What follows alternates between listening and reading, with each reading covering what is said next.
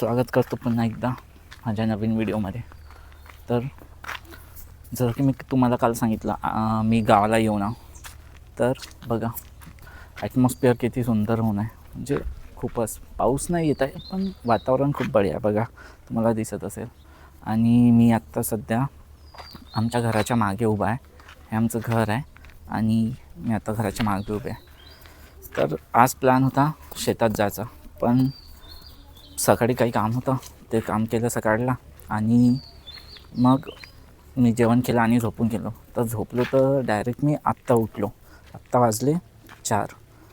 तर आता असं थोडा बारीक बारीक पाऊसचं वातावरण झालं आहे. पण आता चाय पिऊन आत्ता झोपून उठलो. तर आता थोडा चाय पितो आणि शेताकडे जाऊन येतो. तर तुम्हाला दाखवतो मग शेतामध्ये काय चालू आहे. तर सध्या तर काल पाऊस आला, त्यामुळे तर पेरणी वगैरे चालू असेल, म्हणजे चिखल करणं वगैरे. तर आता जाऊन पाहतो. आणि मामी पण म्हणत होत्या की येऊन पहा म्हणून कसं काय. तर तिकडे गेल्यावर तुम्हाला दाखवतो तिकडला व्ह्यू. आजीची तब्येत खराब झाली होती, तर सकाळी तिला हॉस्पिटलमधून वगैरे आणलं आणि आणल्यानंतर मग वेळच झाला.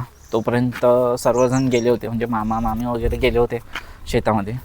तर मी म्हटलं संध्याकाळीच येतो. त्यांनी म्हणत होते चल म्हणून, पण मी म्हटलं संध्याकाळीच येतो. तर मग झोपून गेलो ना मी. मग आत्ता मी जाऊन येतो. आत्ता भाऊ गेला आहे पाणी आणायला. या गावात जसं की मी तुम्हाला काल सांगितलं पाण्याची खूप टंचाई आहे, कारण की आता जुलै असून पाऊस नाही आला. सो विहिरी भरल्या नाही, तर यांना पाणी गावाकडून आणावं लागते. त्यामुळे इथं पाण्याची खूप टंचाई आहे. आणि मेन म्हणजे आता इकडे डबल फसल करतात, म्हणजे डबल धान लावतात उन्हाळ्यात पण. सो इथं खूप जणांच्या वावरामध्ये बोरिंग मारून आहे. तर ते बोरिंग मारल्यामुळे पण झरे यांचे बंद झाले विहिरीचे. सो तिथून पण पाणी नाही येत. तर म्हणून तो पाणी आणायला गेला. आता तो पाणी आणेल, मग आम्ही जाईल वावरामध्ये. तर झोपून उठलो आणि आत्ता आजी चाय करत आहे. मला दाखवतो. आजी चाय बनवून राहिली, बघू शकता तुम्ही. ही माझी आजी का. हे बघा आजी हातावरून बिस्किट देते चायसोबत खायला. सो आता चाय बिस्किट खाईन मी. आजी लपवून ठेवते बा डब्यात बिस्किट. चला तर मी आता खातो चाय बिस्किट आणि मग जातो वावरात.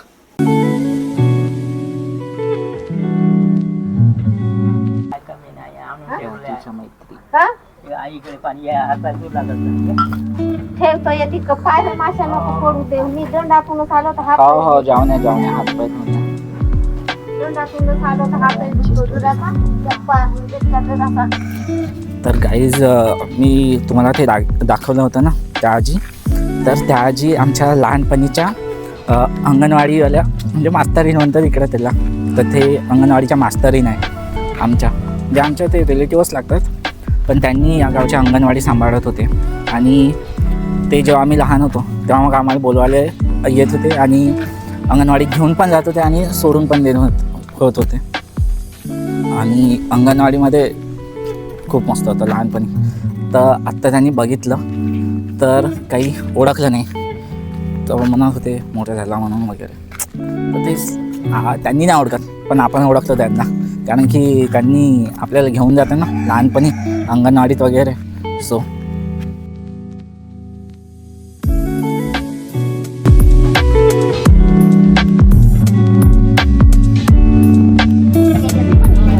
मगाशी आठवण नाही राहिली ना.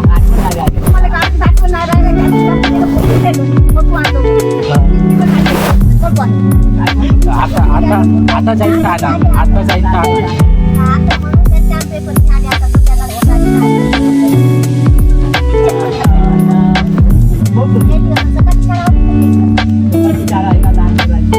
आजीच्या मैत्रिणीच्या गोष्टी संपून नाही राहिल्या. हा आता आला पाणी भरून. आता आम्ही चाललो. आम्हाला जायचं होतं यार शेतामध्ये, पण का आता आम्हाला जायचं. कुठं जायचं आहे. नवरगावी जायचं आहे आता. भुदक्कड आहे ना, प्रत्येक गोष्टी विसरते. मग अशी आम्ही अर्ध्या वस्तू घ्यायच्या विसरलो जेव्हा आजीला दवाखान्यात नेलं. आता आम्ही चालू नवरगाव आणि आता शेतात जाईन उद्या. आजोबा सांगताय मूग डाळ आणजो. आता मूग डाळ बी आणीन. मूग डाळ आणू.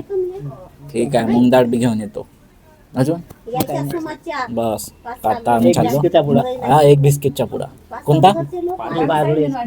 पार्लेजी. ठीक आहे, एक बिस्किटचा पुडा, मूग डाळ. ठीक आहे, घेऊन येतो. तर आता आम्ही जातो नवरगावला. कोण बोलत